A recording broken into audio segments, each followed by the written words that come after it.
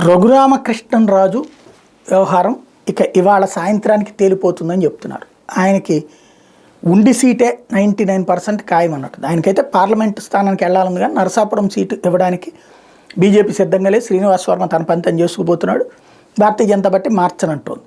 అయితే గీతే తెలుగుదేశం మారిస్తే ఏ విజయనగరం సీటో ఇవ్వాలి, అదే లేకపోతే విజయనగరం సీటు మార్చి ఇస్తారా, లేదంటే కనుక ఉండి సీటు ఇప్పటికి రామరాజు కంట తడి పెట్టడం, శివరామరాజు ఆగ్రహంతో ఉండటం, అది ఒక రకంగా తనకు ఎదురు దెబ్బ అవుతుందని భావిస్తున్నటువంటి రఘురామకృష్ణరాజు దాన్ని సర్ది చెప్పడానికి ప్రయత్నాలు చేస్తూ ఉన్నారు.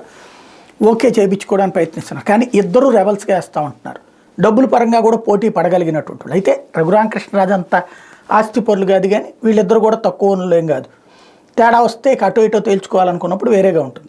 ఇక చంద్రబాబు గారు కన్విన్స్ చేస్తే ఓకే సెట్ అయ్యొచ్చు అనేటువంటిది రఘురామకృష్ణరాజు నమ్మకం. అయితే విజయనగరంకి వచ్చేటప్పటికి దాంట్లో విజయావకాశాలు తక్కువ ఉన్నాయి, కానీ అక్కడికి పంపించడానికి ప్రయత్నాలు జరుగుతున్నాయి అన్నటువంటి మాట కూడా వినబడుతుంది. ఏం జరుగుతుందో చూడాలి.